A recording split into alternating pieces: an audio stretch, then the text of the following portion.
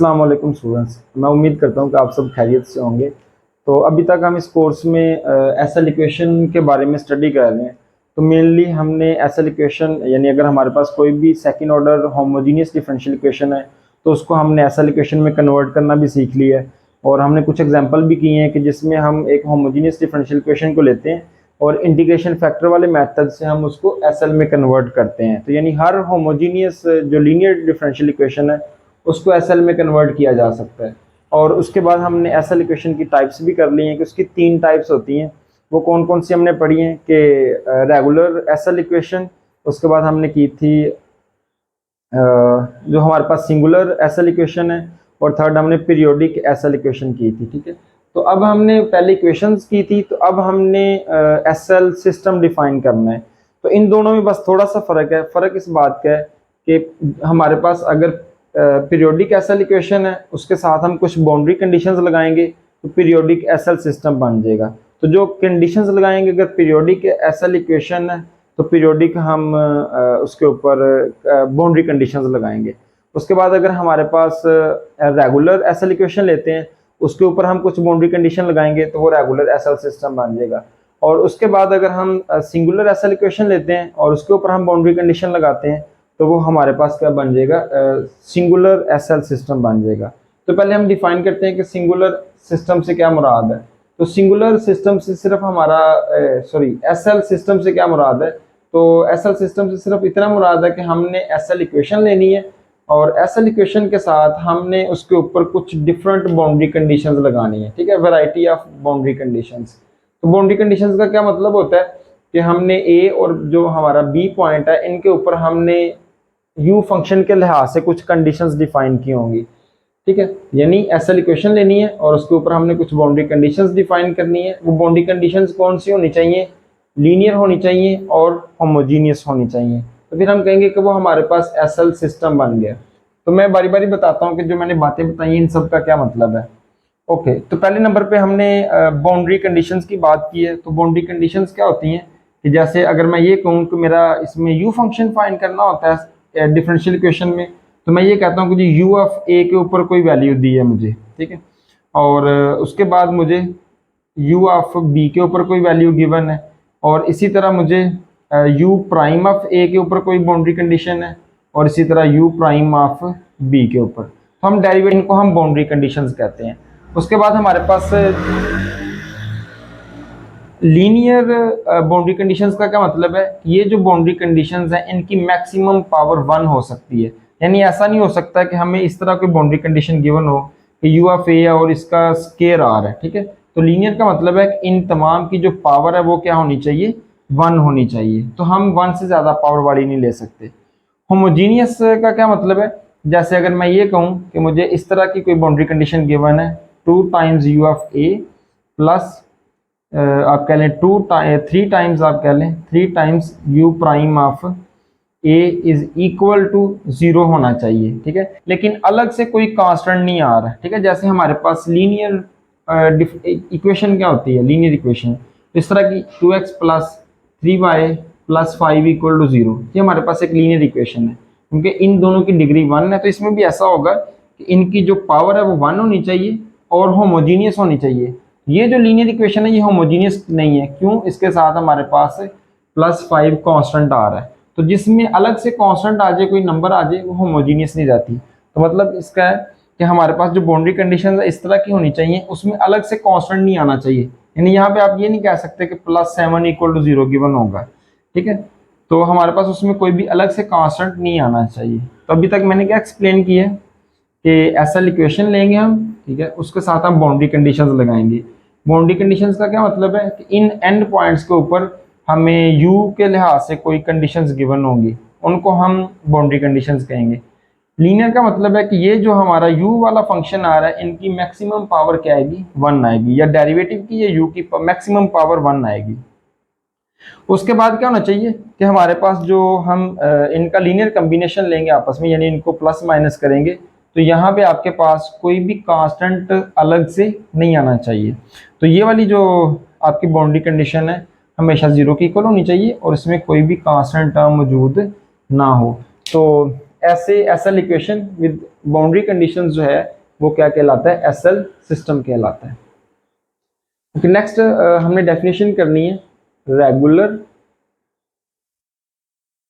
SL system की। तो जैसा कि मैंने पहले बोला वीडियो के स्टार्ट में कि अगर हम रेगुलर एसएल इक्वेशन लेंगे और उसके साथ हम कुछ बाउंड्री कंडीशन डिफाइन करेंगे तो रेगुलर एसएल सिस्टम बनेगा। इसका मतलब है कि डेफिनेशन ये होगी कि द रेगुलर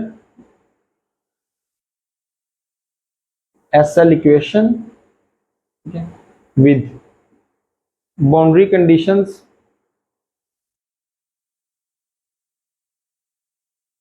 और वो कौन सी बाउंड्री कंडीशंस हैं कि हम इस तरह डिफाइन करेंगे alpha 1 u of a plus alpha 2 u prime of a is equal to 0 और दूसरी बाउंड्री कंडीशन होगी beta 1 u of b plus beta 2 u prime of b is equal to 1। तो पहली कंडीशन जो है वो टोटली पहले एंड पॉइंट पे डिपेंड कर रही है और जो दूसरी कंडीशन है बाउंड्री वो टोटली सेकंड पॉइंट पे डिपेंड कर रही है। ठीक है, तो रेगुलर एसएल इक्वेशन लेंगे और उसके साथ ये वाली बाउंड्री कंडीशंस लगाएंगे तो फिर हम कहेंगे कि वो रेगुलर एसएल इक्वेशन है। तो रेगुलर एसएल सिस्टम है। तो रेगुलर एसएल इक्वेशन क्या थी हमारे पास कि जिसमें पी ऑफ एक्स जो है वो भी ग्रेटर देन 0 होना चाहिए और आपका आर ऑफ एक्स जो है वो भी ग्रेटर देन 0 होना चाहिए। तो ऐसी रेगुलर इक्वेशन जिसके साथ ये दो कंडीशंस हों उसको हम रेगुलर एसएल सिस्टम कहते हैं। और रेगुलर एसएल इक्वेशन का मतलब था कि P of x greater than 0 होना चाहिए और आर ऑफ एक्स जो है वो भी ग्रेटर देन 0 होना चाहिए। तो अब हम एग्जांपल कर लेते हैं। अच्छा, एग्जांपल से पहले हम ये देख लें कि इनके ऊपर कंडीशंस भी हैं हमारे पास। तो कंडीशन ये है कि alpha 1 comma alpha 2 can not be 0, both cannot be 0 at the same time, यानी दोनों के दोनों जो हैं एक ही टाइम में 0 नहीं हो सकते। इस बात का क्या मतलब है कि अगर आपका अल्फा 1 0 के इक्वल है तो उस केस में अल्फा 2 आपका 0 नहीं होना चाहिए। अगर आपका अल्फा 2 0 के इक्वल है तो आपका अल्फा 1 जो है वो 0 के इक्वल नहीं होना चाहिए। या फिर इस तरह भी हो सकता है कि अल्फा 1 भी नॉट 0 हो और अल्फा 2 जो है वो भी आपका नॉट 0 हो। तो ये वाली तीनों कंडीशंस हो सकती हैं। ठीक है, क्योंकि ये इस कंडीशन को सेटिस्फाई कर रही है कि दोनों सेम टाइम में 0 नहीं है, ये भी दोनों सेम टाइम में 0 नहीं है, ये भी दोनों सेम टाइम में 0 नहीं है और ये भी दोनों सेम टाइम में 0 नहीं है।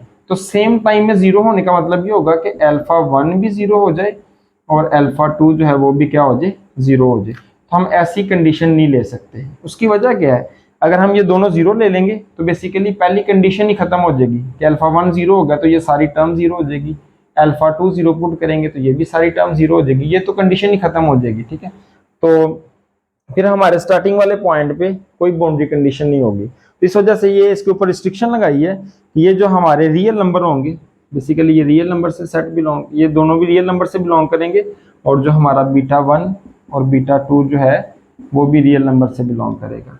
तो उनके ऊपर कंडीशन लगाई है कि दोनों सेम टाइम में 0 नहीं हो सकते।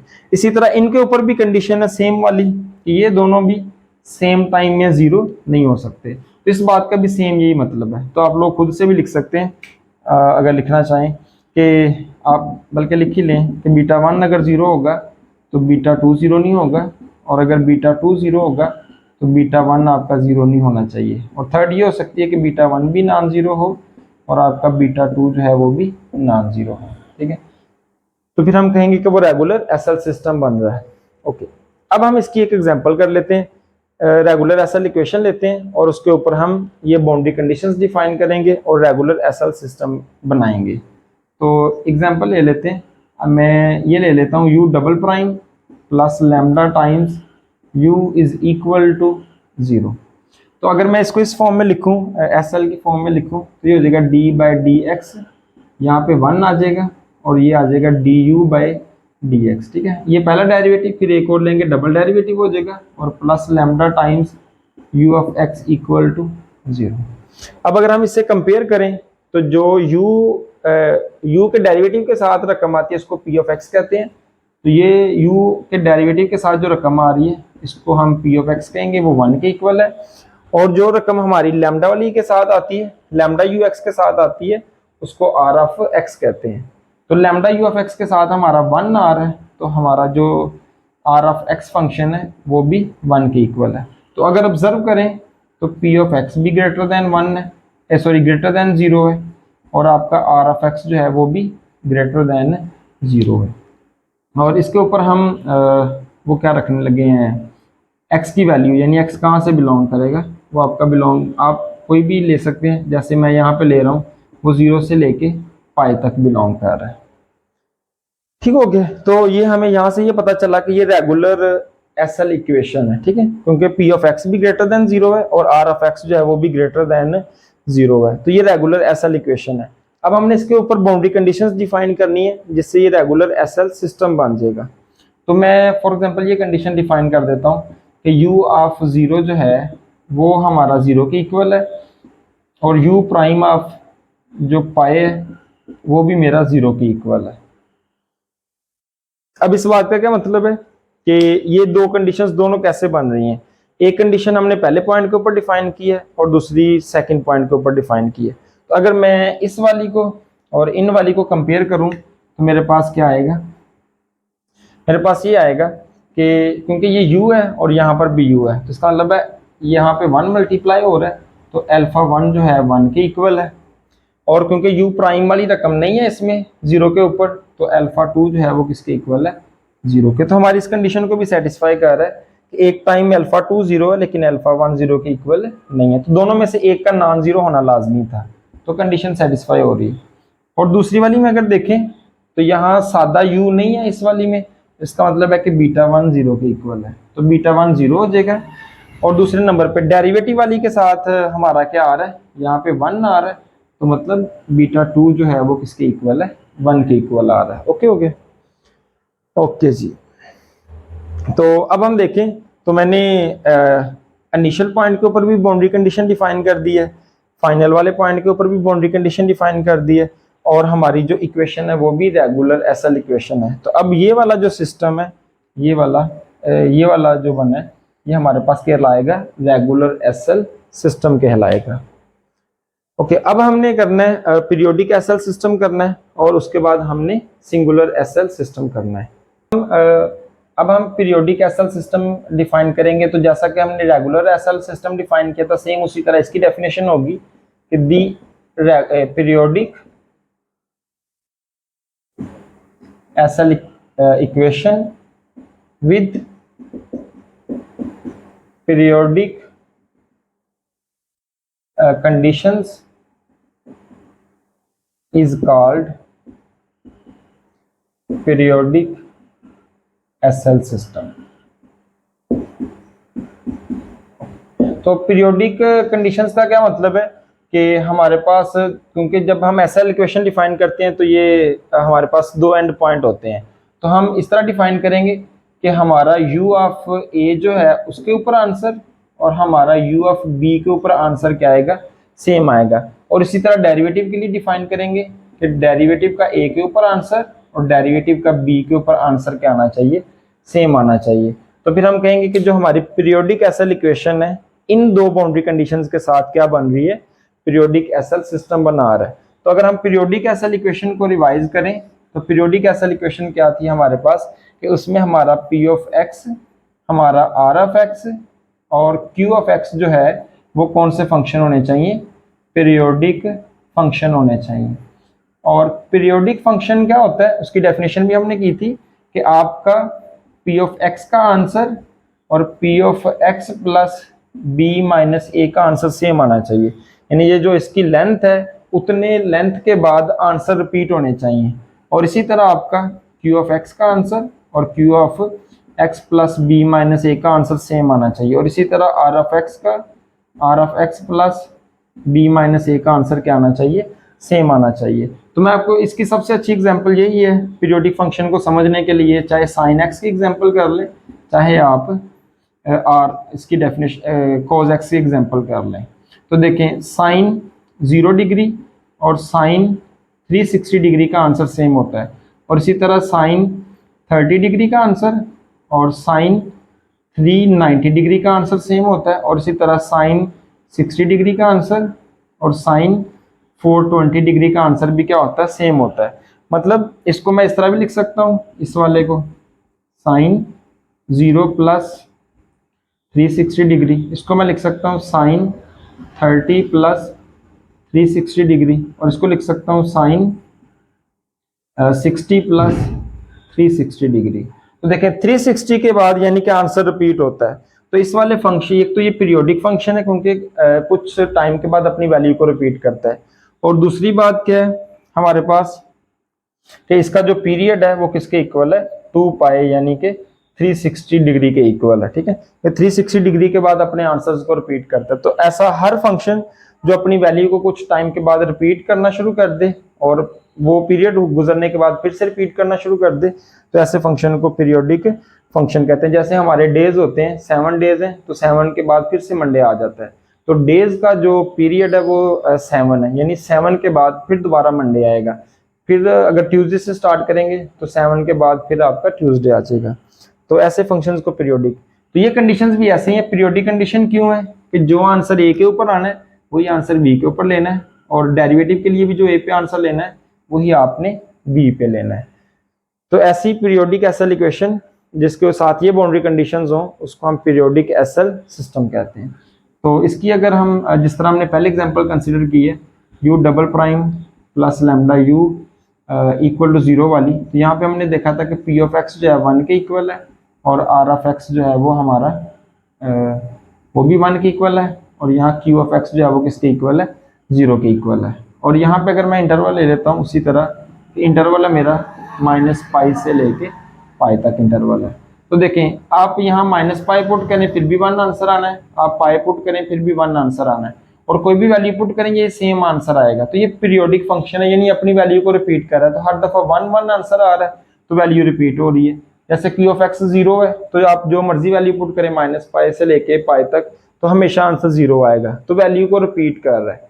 ठीक है, और अगर मेनली हम देखें तो -पाई और पाई के ऊपर आंसर सेम आ रहा है, तो इसका मतलब है कि ये वाला जो फंक्शन है आपका पीरियोडिक फंक्शन है, ये वाला भी पीरियोडिक फंक्शन है, ये वाला भी और ये वाला भी। तो आप सिंपली ये याद रख सकते हैं कि आपके जो कांस्टेंट फंक्शन होते हैं वो हमेशा पीरियोडिक फंक्शन होते हैं।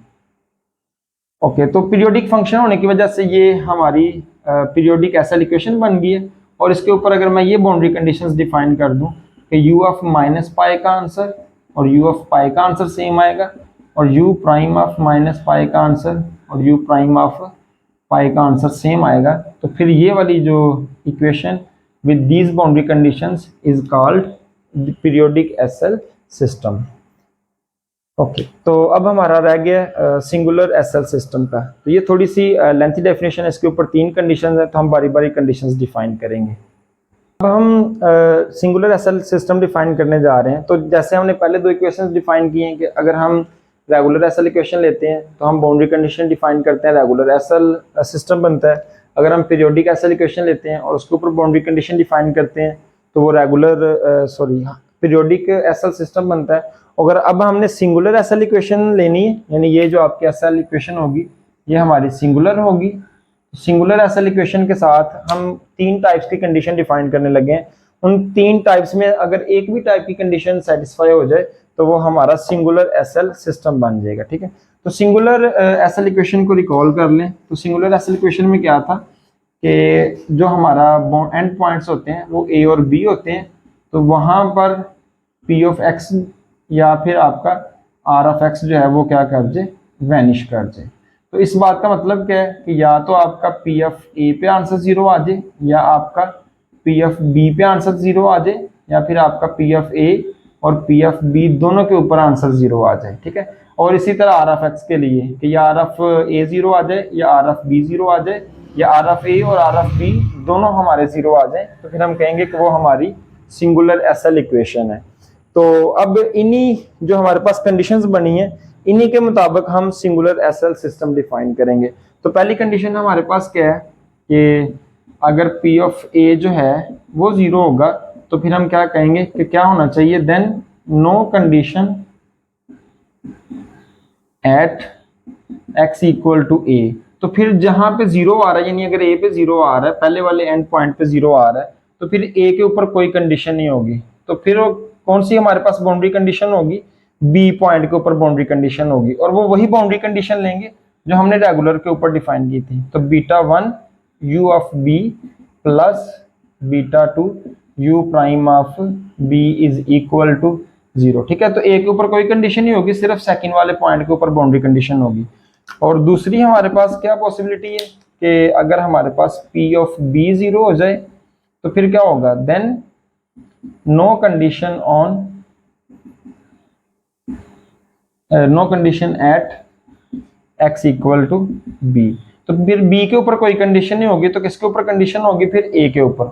और वो कंडीशन वही होगी जो हमने रेगुलर पे डिफाइन की थी कि alpha 1 u of a plus alpha 2 u prime of a is equal to 0। और साथ वही सेम कंडीशन है कि यहाँ बीटा 1 और बीटा 2 साइमल्टेनियसली 0 नहीं होने चाहिए, और यहाँ पर भी अल्फा 1 और अल्फा 2 इकट्ठे दोनों 0 नहीं होने चाहिए। अब तीसरी हमारे पास क्या ऑप्शन है वहां पे, अगर दोनों 0 हो जाएं, अगर p of a is equal to p of b दोनों 0 हो जाएं, तो फिर हमारा होगा कि no conditions at a and b. ठीक है, फिर ए के ऊपर भी कोई कंडीशन नहीं होगी और बी के ऊपर भी कोई कंडीशन नहीं होगी। तो फिर हमारी जो फाइनली कंडीशन है वो हमारी इस u फंक्शन के ऊपर होगी जो हमने इस डिफरेंशियल इक्वेशन में फाइंड करना होता है। तो u ऑफ x की क्या कंडीशन होगी कि हमारा u ऑफ x जो है वो क्या होना चाहिए, बाउंडेड फंक्शन होना चाहिए। यानी u ऑफ x जो है वो बाउंडेड फंक्शन होना चाहिए। बाउंडेड फंक्शन से क्या मुराद है कि आपका जो u ऑफ x का जो आंसर है वो आपका लेस देन इन्फिनिटी होना चाहिए। यानी कि एक सादा लफ्जों में हम ये कह सकते हैं कि उसका आंसर जो है वो फाइनाइट होना चाहिए। ठीक है, अगर फाइनाइट आएगा तो u ऑफ x बाउंडेड होगा। लेकिन बाउंडेड की जो सही वाली डेफिनेशन होती है फंक्शन की, तो किसी फंक्शन u ऑफ x को हम बाउंडेड कब कहते हैं, then if there exist m greater than 0 such that कि उस u फंक्शन का जो मॉड है वो आपका लेस देन और इक्वल टू m आना चाहिए। ठीक है, तो इस बात का भी यही मतलब है कि m ग्रेटर देन 0 फाइनाइट को लेंगे तो u ऑफ x का मॉड है वो लेस देन m होगा। तो दूसरे लफ्जों में आप यही कह सकते हैं कि आपका जो u ऑफ x है वो फाइनाइट आ रहा है, यानी लेस देन इन्फिनिटी आ रहा है। अगर फाइनाइट आंसर आएगा तो डेफिनेटली वो क्या होगा, बाउंडेड भी होगा। तो इसको अगर हम एक्सपेंड करके लिखें, इस बात का मतलब है कि माइनस m से बड़ा होना चाहिए और कैपिटल M से छोटा होना चाहिए। तो ये इसको दोनों तरफ से बाउंड कर रहा है कि इससे आंसर बड़ा होगा और कैपिटल M इस वाली साइड से आंसर छोटा होगा, यानी उसको बाउंड कर रहे हैं। तो अगर हमारे पास a और b दोनों पे 0 आ रहा है तो फंक्शन क्या होना चाहिए, बाउंडेड फंक्शन होना चाहिए। ठीक है।